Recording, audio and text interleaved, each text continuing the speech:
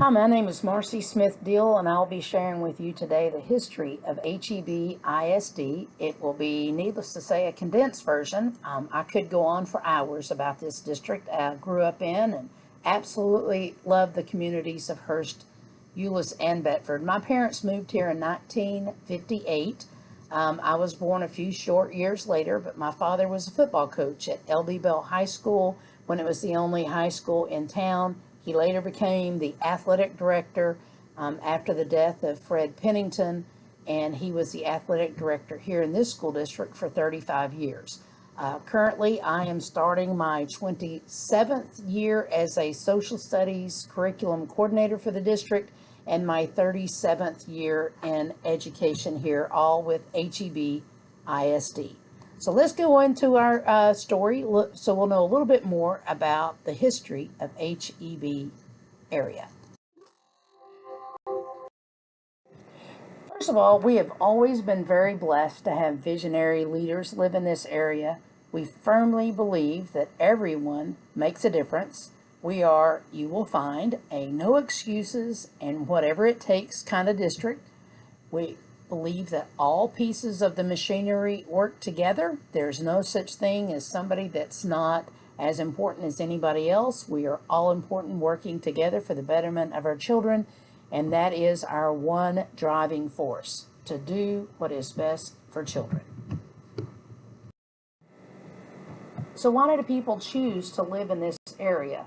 Well, when the early pioneers decided to settle down in this area, it was due to the fact that there was a river, the Trinity River, running through this area, which provided fresh water.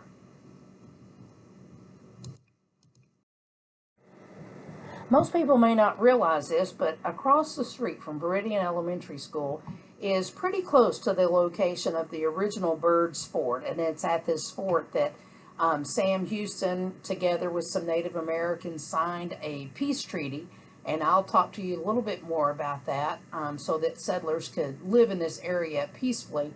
But Bird's Fort is located, there's a little monument there. The actual fort itself is in an area that is now part of the Arlington dump, so they put it over here in River Legacy Park. If you've ever wondered where the district Birdville came from, there is no city called Birdville.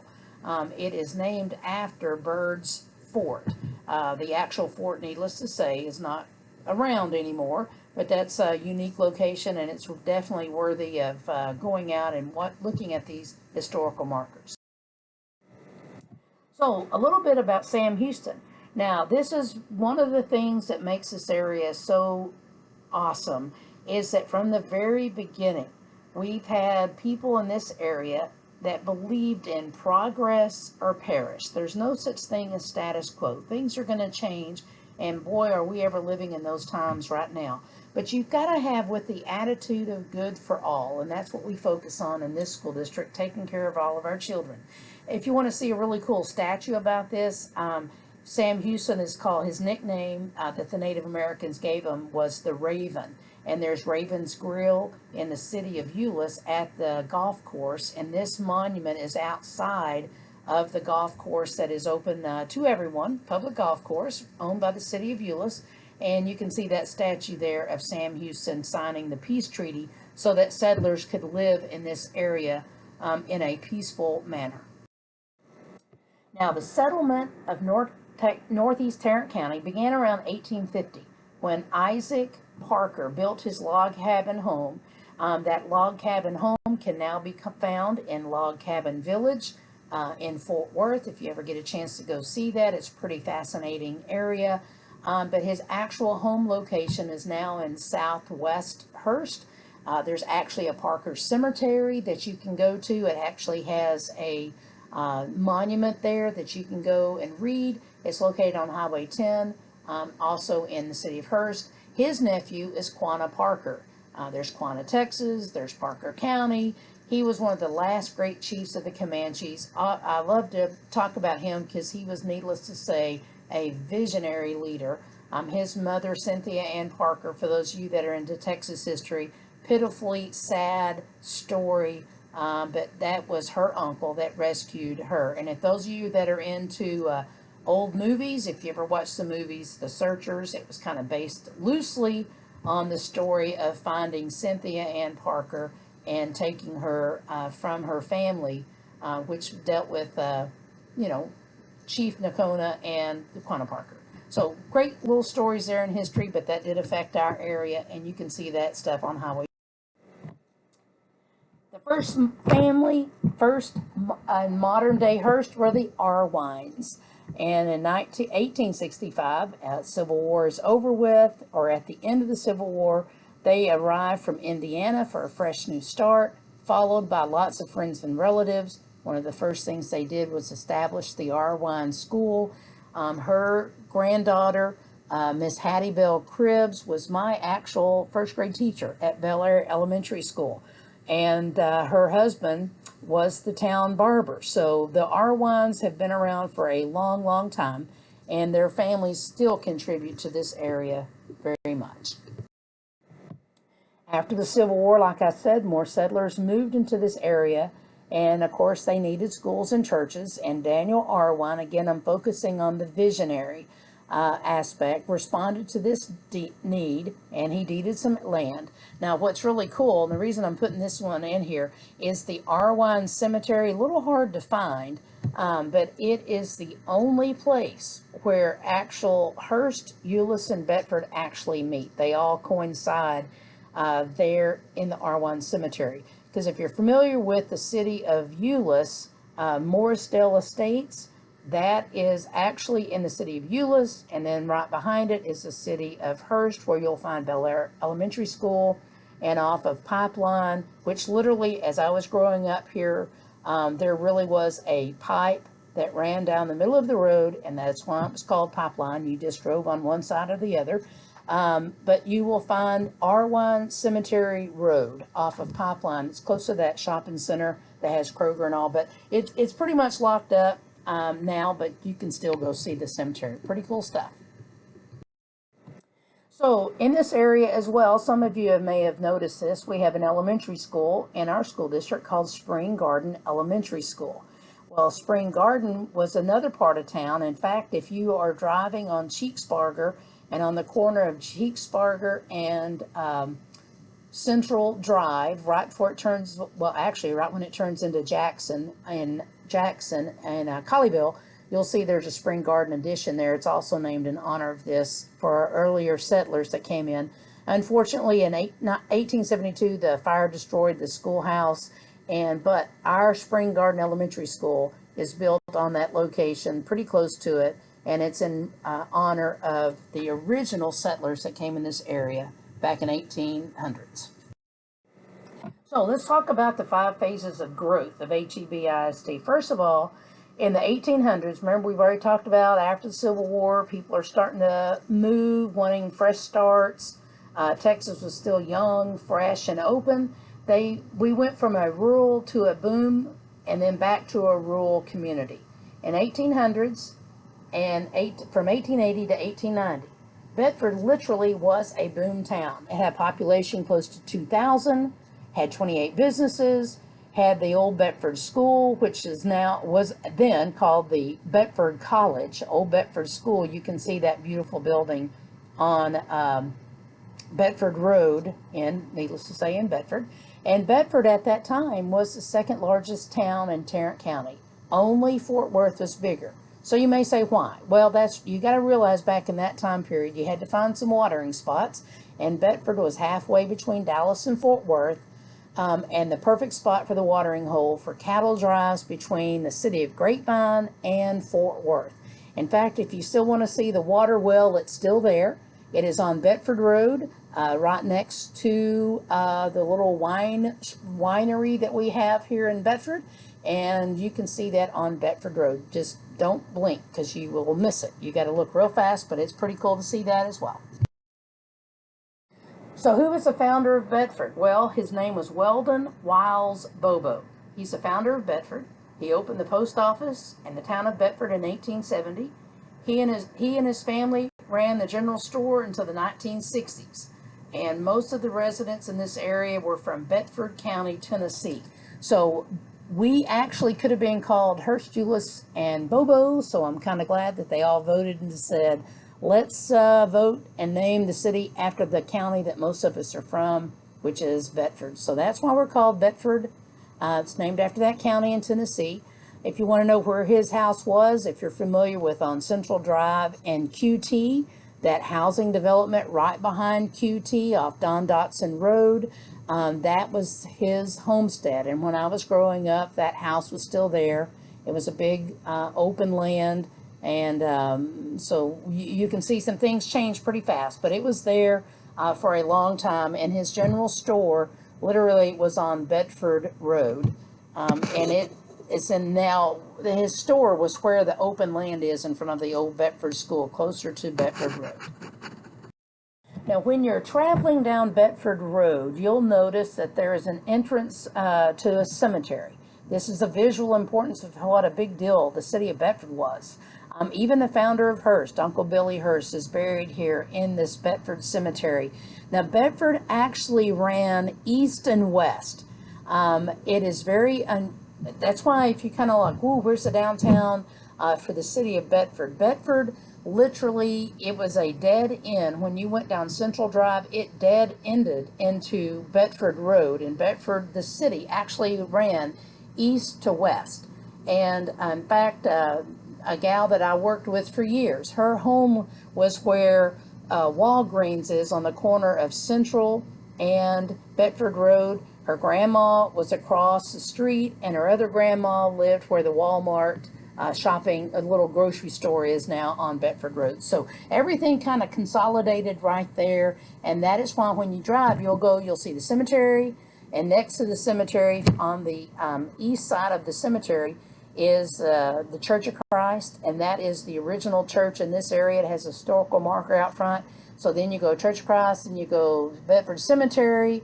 You go down a little further, you're going to see the water well that is there in Bedford, and then you go a little further, you're going to see the old Bedford School, which used to be a college. So you can kind of see that next time you're driving around through Bedford.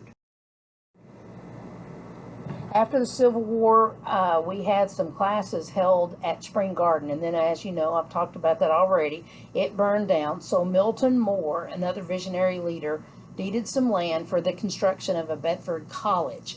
It was also an elementary and a high school academy, as well as a college. It was replaced in 1915 by the current two-story brick schoolhouse you're seeing here. Of course, it's been renovated because it burned again in a time period, and they've redone it. So this is what we have now.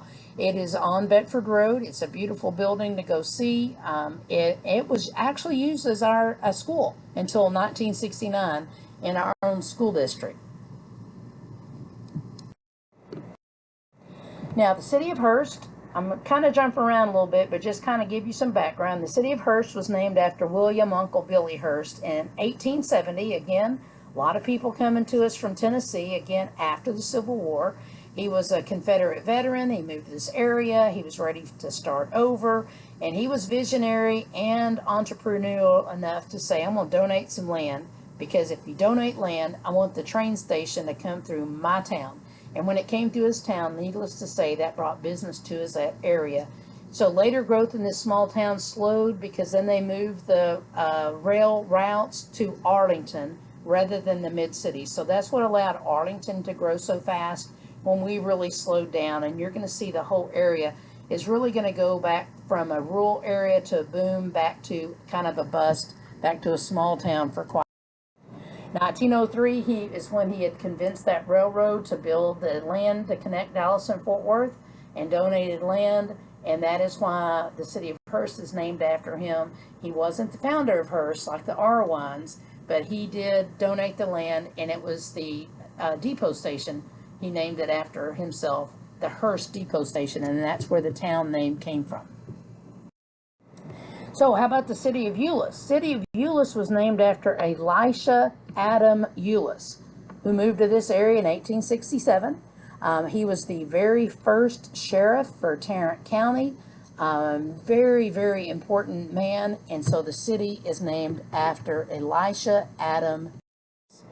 Now, this is the wife of Mrs. Bobo, Carrie Bobo. Her name is Carrie Bobo Euless, sister of Weldon Wiles Bobo. She is the mother of Sheriff Elisha Adam Euless. And you may say, why are you showing this? Well, let me encourage you to know very quickly about the Hurst, Euless, Bedford area. We are a very tight-knit family. We love to welcome you to this family, but please be aware of who you're talking to, who you're talking about, because we're all related somehow. We either babysat each other's kids, or we go to church together, or we've taught their kids, or their kids, or, I mean, it just is crazy. So we are one big happy family, and we are glad to have you with us now. All right, so let's look at the decline in the 1900s. What was the three major causes? One is 1901, that Dallas-Fort Worth interurban rail was built south of the Trinity. There was a new U.S. highway that ran through Arlington and Grand Prairie. And then, of course, in 1903, what I told you earlier about the railroad bypassed Hurst altogether. With all that traffic diverted, most people moved and businesses closed. In 1909, even the post office was closed, and it did not reopen until 1949. That was 40 years later in Hurst, and in 1950 in Bedford. So we kind of went through some bust and decline, and then now the town back up. Well, so what was the main thing? Well, agriculture was the number one means of making money. You will have heard of Randall Mill Road. Well, Randall's Mill itself actually was on the Trinity River, close to River Trails Elementary School. In fact, you can go back there and look on the Trinity River, and you'll still see some concrete pieces that were still standing. It lasted till 1933, and in the 1920s, the largest employer in Tarrant County, the whole Tarrant County, was mining gravel, and that business literally is still there today. We can still see that. So let's look at the next phase. So first of all, we said that the first was rural to boom to rural community. Population of Hurst in 1950 was less than 200 people. Population of Euless in 1950 was 628. Population of Bedford in 19 was 475. And that included 200 boys that lived at the Boys Ranch. Now, as you probably know, that's the Recreation Center for Bedford, thanks to Mayor Don Dotson, who was a long-standing mayor in Bedford. Just to let you know what a small town it was, my grandmother in East Texas babysat his daughters when they used to live out in East Texas. So I'm telling you, it is a small world, and the older you get, the more you realize what a small world it really is. So Don Dotson Road, you'll find that in the city of Bedford, and he was a very renowned mayor for the city, and his daughters and granddaughters taught in our school district for many, many years. As well as, I failed to tell you earlier, the Bobo family, they taught in our school district for many, many years. In fact, I think the last one retired from our school district last year. Okay, a couple things I just want to share with you as you're out and about driving around. If you're ever on Highway 10, and you will see this, it's changed names lots of times, but you'll notice this design. It was the Hurst School. That was one of the first schools we had in this area in the city of Hurst before the school districts joined together and Hurst, Euless, Bedford.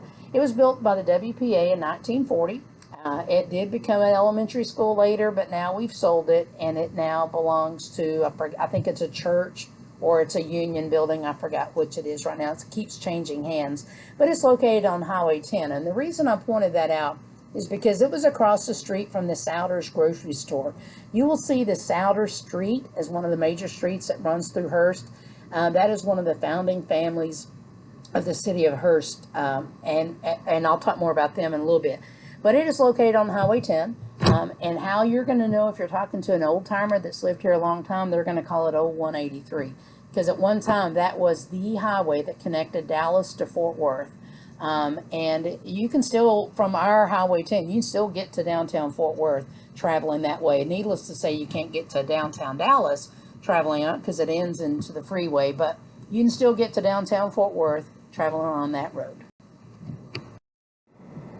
Bel Air Shopping Center. It's on Pipeline and Brown Trail. Now I look at that and I've got a lot of mixed emotions because that was the shopping center when I was growing up. It actually had a movie theater. It had a Pizza Hut, a Pizza Inn. It had Ponchos. It had a Sears shopping center. It had the original style stores, which are now called Walgreens. They were called Eckerd's and some other places. And it had one of the most renowned shopping stores in our area called Watson's, where when I was a kid, I'd walk up to Watson's and I'd say, I want to buy my dad a shirt, and I'd get it on credit. They already knew what size he was, and they knew what color shirts that he liked and ties and that type of thing. So it was a great little shopping center growing up in this area. We were so far from Dallas and Fort Worth that we were our own little isolated community. And now the Bel Air Shopping Center, if you ever travel down Brown Trail and you know that you hit right into Pipeline, then you got to take a right and then you got to take a left to get back on Brown Trail.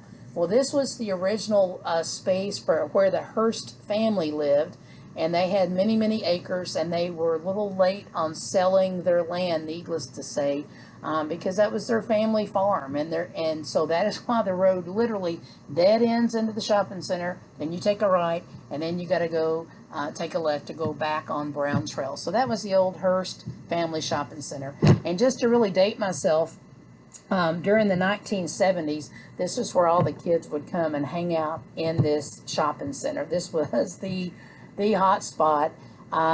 If we wanted to go to the movie, needless to say, there was a movie there. It was the hot spot. So it was pretty fun growing up in this area for sure. So let's look at the Euless School. Now, Euless School was Euless Common School District. It was created in 1913. And it was the cornerstone, has 2-story red brick building. It was completed in 1914. The building stood where the South Euless Elementary School stands today. It was located on South Main Street. So Euless has always been a very strong proponent of education in our area. Early 1930s photo of an iron bridge crossing Main Street in Euless. If you ever go down past Main Street, and you're going to come across another street, and that is Fuller Weiser. The Fuller family was a very big family in our area of Euless as well. Their farmstead's still around. Their children's teach in our school district as well. Their family's still around. This iron bridge has not recently, good grief, it's been a while. The iron bridge has moved off of Main Street, needless to say, over Little Bear Creek, and now it's literally behind South Euless Elementary School. If you wanted to go visit that particular bridge, you could find it behind South Euless Elementary School in a park. After the first high school burned down, the one I showed you a little bit ago, 2-story one, they built a second high school, and it was on the same location. In fact, today, South Euless Elementary School is there. That is the 4th school on the exact same location in the city of Euless. Euless has really been a proponent of education from very, very early on. And the reason I'm harping on that is because if you will look at the picture of this, it says Euless High School, and the date is 1936. If you know anything about your history, you're going to know that our society was going through the Great Depression at that time. So in order for them to say, we're building a high school because it's that important to us in our community, was a real sacrifice. But education has always been and always will be a top priority for us in this area. Now, going back to the city of Hurst, you can still see this today. It's a VFW post right now. That is the first post office. It was built in 1949. It's on the corner of Harmon Road and Highway 10. Bill Souter was the first postmaster that was there. He was also the fire chief, and later on became mayor, and he was the longest running mayor in the history of Hurst. He was mayor for 24 years. Super visionary leader. He brought in the highway, and how he brought it in is a great story. He and his dad did a presentation to the city leaders of Fort Worth because there was 3 proposals. One is they were going to build the connecting highway between Dallas and Fort Worth through the city of Grapevine, or another proposal was through the city of Hurst. Now, the city of Hurst was a more expensive route, but Mr. Souter and his dad went and talked to the city council members in Fort Worth and showed them on a map and convinced them that if they went with the road that went through Grapevine, it would bypass downtown Fort Worth. There's always been this strange animosity between Dallas and Fort Worth that they play off each other, and they played that to their advantage by building the highway and convincing the city of Fort Worth to only agree upon building the highway 10, which was old 183, the actual old 183, through the city of Hurst. Now, why are you spending so much time on that? Well, the cool thing about that is, if you ever been to downtown Grapevine and you love all their old buildings and all, those buildings wouldn't be there. Because the highway was built through Hurst, it literally caused Grapevine to stop growing. And it literally just kind of paused in its historical path.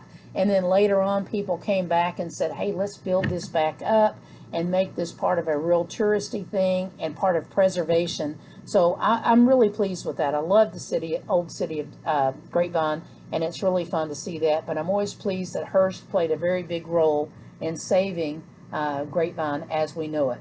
Mr. Souter also brought in Bell Helicopter. Bell Helicopter was looking for some land. They needed to be between Carlsboro Air Force Base and the base in Grand Prairie. And Mr. Souter said, hey, build here. We've got some land for you. I'll sell it to you super cheap. And we had that in our property in Hurst until the 1970s. And in the 1970s, there was an economic recession and the city of Hurst needed some money. So they sold all the river bottom land and Bell Helicopter. They sold that to the city of Fort Worth. So if you're wondering, like River Trails Elementary, you'll see that that's in the city of Fort Worth. At one time, all of that was in the city of Hurst. Also, we brought in a mall. We were the first ones to bring a mall into this area. The mall is still there. Needless to say, all malls are kind of struggling right now, but that was always a showpiece for this area, was the fact that we had a mall in the city of Hurst. So, 1950s. Let's look at the construction of Highway 183. That's city of Euless. So now, for some of y'all, the 50s is like ancient history. For some of you, it's not so far back. For me, it's not that far back at all. Of course, I don't remember anything from the 50s, but I do remember seeing Euless and Hurst, and I'll show you some more pictures later when it was really, really kind of. 1954, this was a Euless post office. That house that you see on the far left, that is the Fuller House. It was the first brick house, which may not sound like that big a deal, but it was the first brick house in this area, and that house is still preserved today. It's been moved over to the Preservation Park in the city of Euless, and we do send a lot of our little kids get to go on a tour there.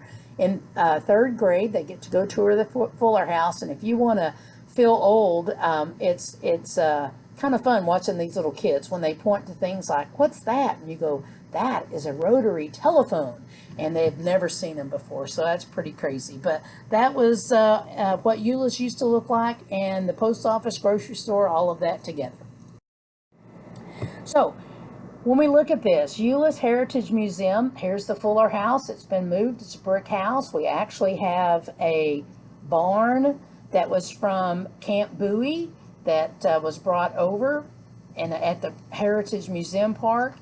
We also have an actual log cabin that is over there, and it's the coolest thing ever. If you get to go see this, please take some time, go over there and look at that, because this log cabin, the reason it was preserved is because one of the families in Euless literally built their home around the log cabin as they continued to build their home, and then when they remodeled, they decided to say, hey, we better preserve this actual log cabin. So it's hard to explain. You just got to go see it. It's pretty cool. So the city of Bedford, 1959. Here's what the city of Bedford looked like, an aerial view. Not a whole lot going on except farmland. And actually the house where I live, we do live in Bedford. We live on one of the last farms off of McLean Road, which McLean Farm was one of the last farms that was still in this area.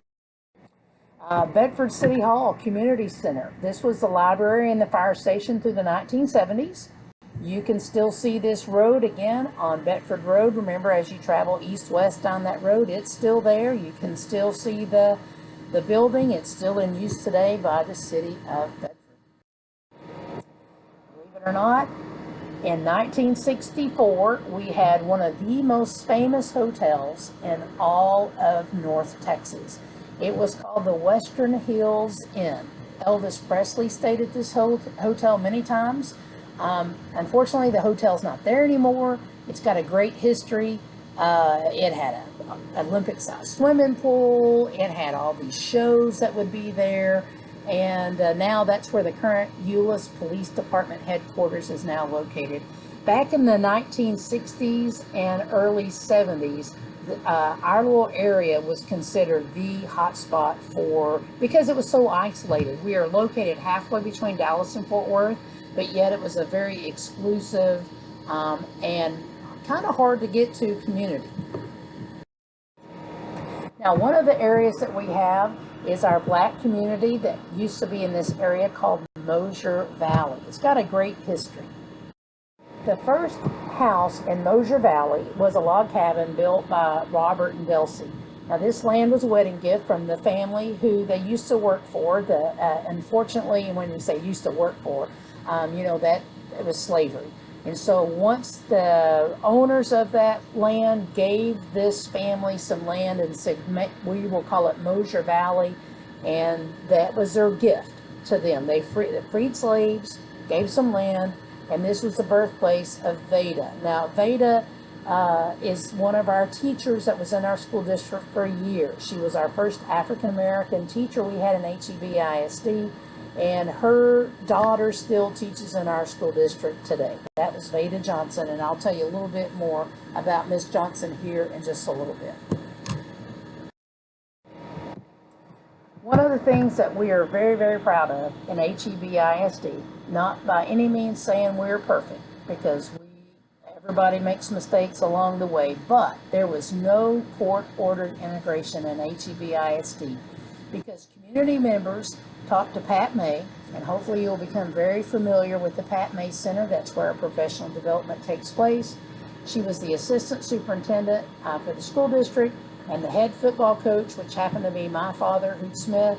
They all worked together with church members and family members, and they always believed that we should do what's best for children. Because when you think about doing what's best for children, it shouldn't matter to you what language they speak, how much money their family has, what their ethnicity is. That does not matter to us in HEB ISD. All that matters to us is doing what's best for children in our school district. In the area of Mosier Valley, there is a church. It's called St. John's Missionary Baptist Church. It's been around since 1874. HEB has always had a close relationship with community churches and organizations. You'll see that we work very closely with Six Stones and many, many other churches in our area. We do believe in working with the community, and that was one of the things that truly, truly helped us with our integration. Was being able to work with the community, work with churches, work with families as we made the transition. Now, one of the things that made the transition so beautiful again was Pat May. Now, Pat May was one of the most genuine, kindest people I've ever met in my life. Miss May, when the community came and talked to her, and she said, we're going to integrate. We're going to do the right by children. We're going to have all of our children going to school together. She was invited to go to that Mosier Valley Baptist Church. And so on that Sunday, a little girl in the choir sang a song. And Miss May said it was one of the most beautiful voices she ever heard. So she asked the mother and asked that little girl, when we have our community meeting next week about integration, would you be willing to sing the Star Spangled Banner for us? So the mother thought, she was very nervous for her daughter, because these, needless to say, was going to be a pretty tense meeting. But the little girl agreed, the mother agreed, and on the night when all the gym was full. And Pat May said, before we get started, we are going to have someone sing the national anthem for us. So the little girl got up and sang. It was so beautiful. They said you could have heard a pin drop. And with that, she sent the message loud and clear that we're in this for kids. So it's all your actions, and it was a beautiful action on her part, and thank goodness for Pat May. Now, another thing that Pat May did is Pat May could spot a good teacher. And when she saw Miss Veda Johnson teaching, she knew this was a phenomenal teacher.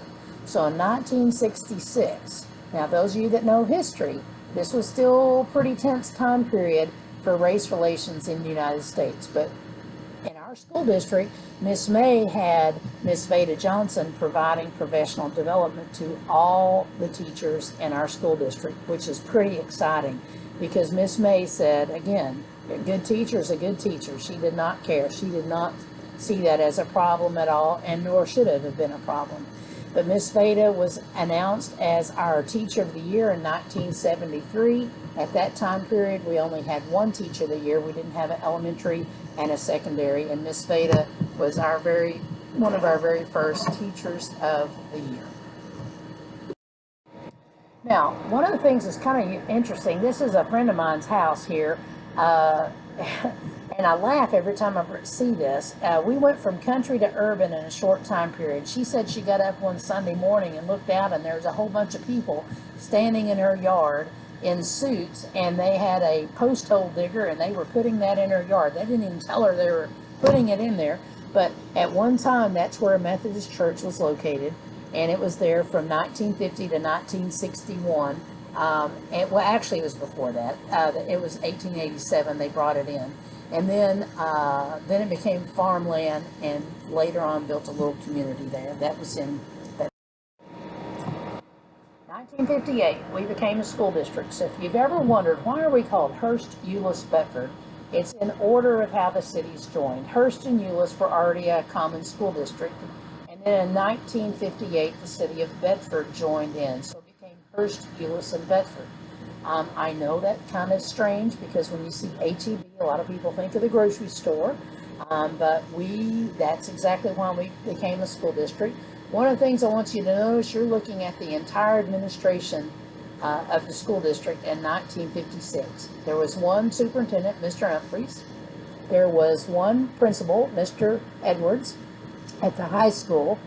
At Euless Elementary School and junior high, principal, Mr. Harris, and then for Hurst Elementary was Mr.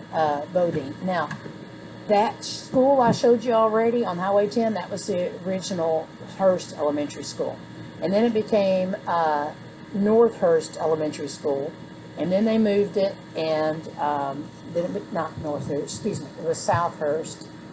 Yeah, South Hurst, because North Hurst then became Hurst Junior High. So if you'll notice, when we first got started in the district, we started naming our schools by directions. There used to be North Hurst, South Hurst. There still is North Euless Elementary School, South Euless Elementary School. West Hurst used to be a school in our district until this year it's transitioning into another school that they're building down in the River Bottoms area. So the oldest schools, if you're wondering how do you know the oldest ones, just go by directions. So North Euless is our oldest school right now. South Euless just hung on to the name. It's one of our newer built schools. It just hung on to the name because of the tradition of its location. So again, 1958, we became a school district. So what's our second phase of growth? Well, 1951 actually. Well, helicopter opens in our area. Now I want you to notice what happens in 9 short years. Population of Hurst goes from 200 to 10,165. Population of Euless goes from 628 to 4,236. Population of Bedford goes from 475 to 2,706. We grew so rapidly during that time period, and we're so blessed to have such visionary leaders that we didn't get lost in the mix. Because at that time, we were the fastest growing area in the United States. We have always had very visionary leaders. In that shopping center I told you about earlier, Bel Air Shopping Center, when I was a little kid, they would bring in helicopters every weekend for the locals to ride in so they'd know what the dads did. The Bell helicopter always had their schedule the same as our school district schedule, so people's vacations and their start times, and people would ride bicycles, and dads would walk home from work. You'll see a lot of community older homes built around Bell Helicopter because that's where they were. Literally, they'd walk to work, our kids would go to school, dads would get off work at 4, and so that there'd be home time for the kids. I mean, it was just phenomenal. All the way through the Vietnam War, I grew up hearing helicopters flying overhead all the time because they practiced in the river bottoms, and helicopters were continually being built and flown around in this area. So what did our first school board look like? Now, our first school board, one of the main persons that pushed for all 3 cities to join, his name was Prior Reeves. He's the grandson of the Arwines. His sister was Miss Hattie Bell Cribbs, who I was telling you was one of the most phenomenal teachers we've ever had in HEB ISD, was my elementary school teacher. He was also the first district maintenance director. Whatever it took to instill pride and help out the district. I mean, district didn't even have any money. So on his own time, he would use his own personal tractors and own lawnmowers, and on the weekend, he'd mow all the property so it would look well. It would look really good. So that's where kind of our foundation comes in of doing whatever it takes. Now, 1959, as well as today, we are very progressive and have a very visionary school board. Now, you may not think this is a big deal unless you're into history, but in 1959, we had a lady on the school board, and that was just absolutely unheard of to have a lady on the school board. Her name's Dodie Souter. That's Bill Souter's wife. She was a phenomenal person and was very visionary and instrumental in us having lots of cool things for our school district. Another visionary person for our school district was Fred Pennington. The football stadium's named after him. Unfortunately, he was killed in 1962. He had only been here for 3 years coaching at Bell High School. He was the first head coach when the district joined, and then he was also teaching swimming lessons on the side. And unfortunately, he was teaching swimming lessons one night, and a lamp fell into the pool, and instead of getting himself out of the pool quickly, he threw the kid he was teaching out of the pool, and unfortunately the lamp fell in and electrocuted him. Very devastating for our community. He was a very well-loved coach. He was very visionary to the point where if you go back and look at the original school district football team that we had, which is LD Bell Blue Raiders, they were all, the colors were silver and blue, and we were fashioned after the Dallas Cowboys. He even got a bus, and so it's just very big promotional. Even the cowboy uniforms, they were doing the whole thing because this was really the hot area for folks to go to. After Mr. Fred died, my dad was the assistant coach, so Hoot Smith became the head football coach, and he was the head football coach at Bell High School until we built our second high school, Trinity High School, and then he became the athletic director. Now, the picture that you're seeing there is the original Pennington Field, which no longer exists. It is now where Central Junior High is located. Bell High School, the original high school, is what you're seeing on the left of the picture there. It is now what is our alternative school and our Keys High School, which is Keep Eligible Youth in School, and that is our alternative high school. And that is why if you ever drive over there and you'll notice there's Raider Drive, well, that was because that's where the original Bell High School was located. Again, visionary leaders in the area. Again, I can't help but brag on my dad. He believed in working with the very, very young to develop high school programs, very much into vertical alignment. He's the one that brought in preschool leaps and bounds that are now used nationwide to teach little kids skills and motor development. the concept of student athlete, and he's the very first one that brought athletic trainers to high schools. We were the first school district in the state of Texas to actually have athletic trainers. Now everybody has them. He also believed in providing multiple opportunities for students, not focused just on one sport.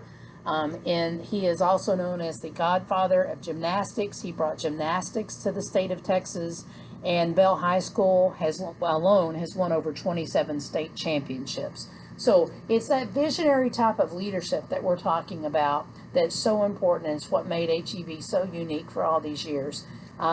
Even to, again, the whatever it takes. He would meet with civic leaders every Wednesday at 6:30 a.m. for a year and a half to get the three cities unified.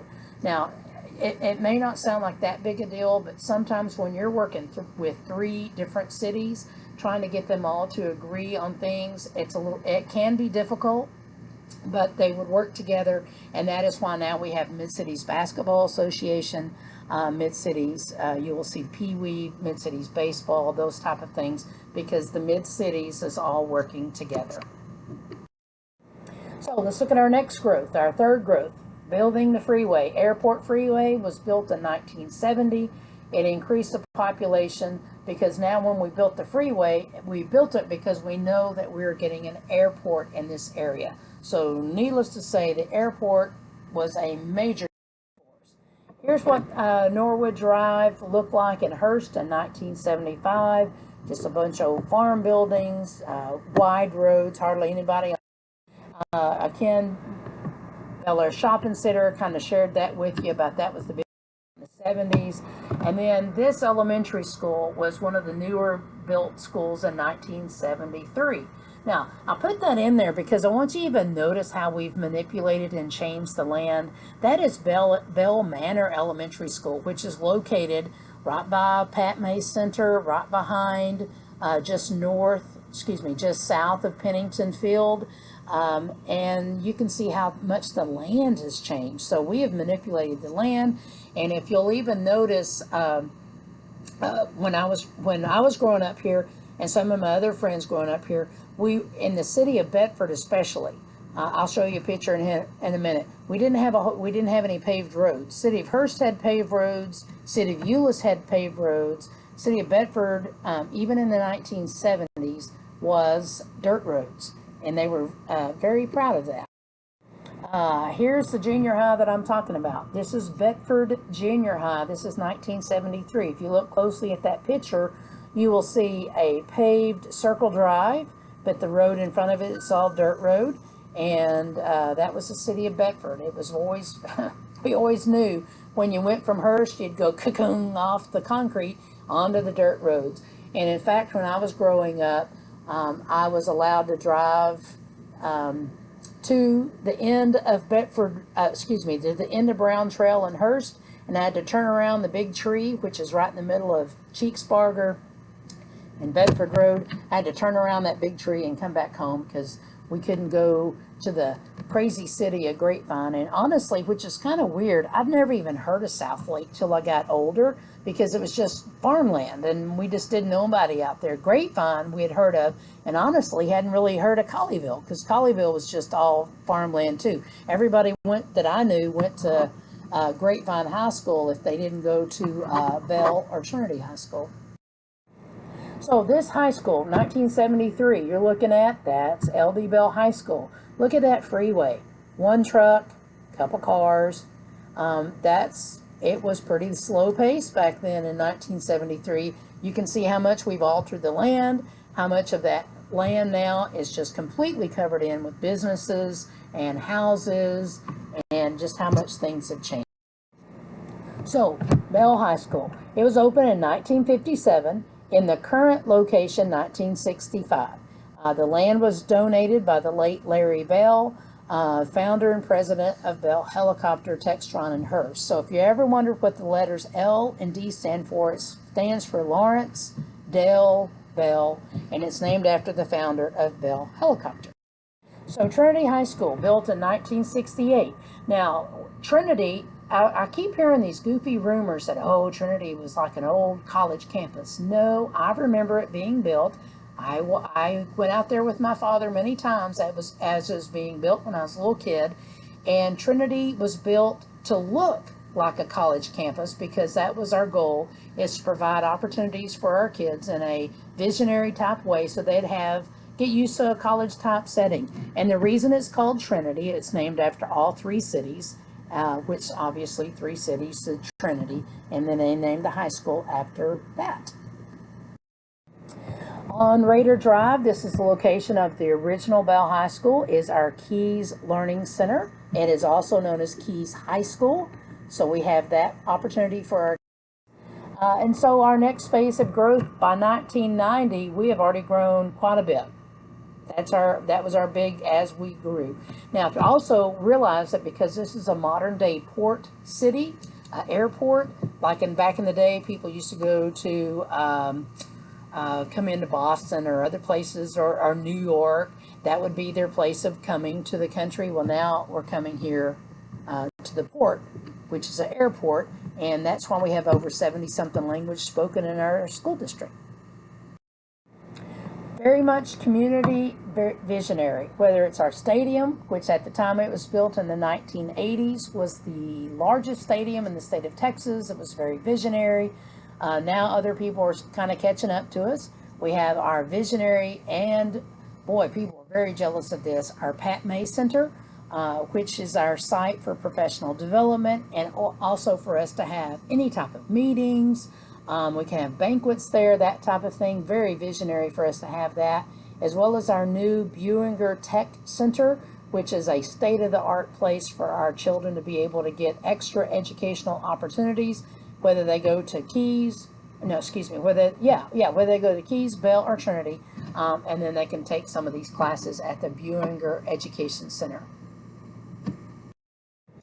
So what is our last phase of growth? Well, the population of growth now is the light rail between Dallas and Fort Worth. As the light rail continues to grow, because we're getting more and more crowded, people are building more and more along in what we call the river bottoms. And that is allowing people to live in our area but work in Dallas and Fort Worth by riding the light rail. So you can see in just a few short years, now 2018, we're up to 38,000.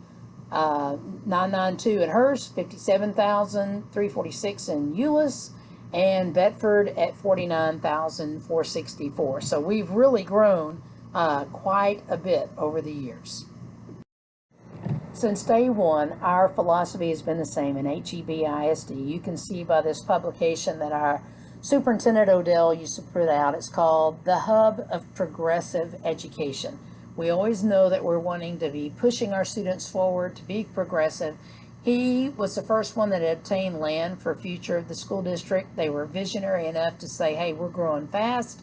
And even when, for instance, I showed you that picture of the Bedford Junior High, that school board that bought that land, that built school Bedford Junior High out there, every one of them nearly lost their election because people thought they were slap crazy by building a junior high in the middle of the farms that are out there in Bedford. But you got to have some visionary people that understand the demographics and where we're moving. So got to have a little trust in our system because we do have some very knowledgeable people knowing what they're doing.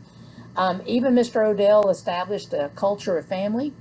And this is when I was quite young. He would host parties at his home for all the employees. And that's when we were obviously, needless to say, a little smaller. But that whole concept of that we are a family in HEB is very important. And that cultural and that context continues today, that we are all family. And that is one of the things that we will continue to tell you. In HEB ISD, we do expect you to act like a good family member. We are going to get on to you if you're not doing something right because we've got to take care of our children because those aren't just anybody's children, those are our children. So your social media matters. What you do and say in the classroom matters. How you care for each child matters. So just remember, we are one big family. Now, since 1958, this is very unusual for school districts. We've only had 7 superintendents, and that is why we are able to be as progressive as we are, because when you have a common leader that stays with you for a long time, and some of you that are coming to us from other school districts understand what I'm talking about, when you have the same visionary leaders, it makes teaching and understanding where we're headed, it goes a whole lot better. So one thing I want to encourage you is to continue with the progressive education philosophy, and that is always doing what is best for children. And lastly, as you drive around, see if you can find reminders of the old as we transition to the new future. Here's that log cabin I was telling you about in Euless. In Bedford, you can still see some old posts that are around for some farmland. You can still see Texas Cattle Raisers Association things growing into growing into some of the trees. That's at the park over there by Kroger off of Harwood. That is school district land. We rent that to the city of Bedford for $1 every year. But that is our land in case we ever choose to build something new. So as you're driving around, welcome to HEB. See where your kids live. Enjoy your community. If you have any questions, please don't hesitate to reach out and talk to me. Again, welcome to HEB.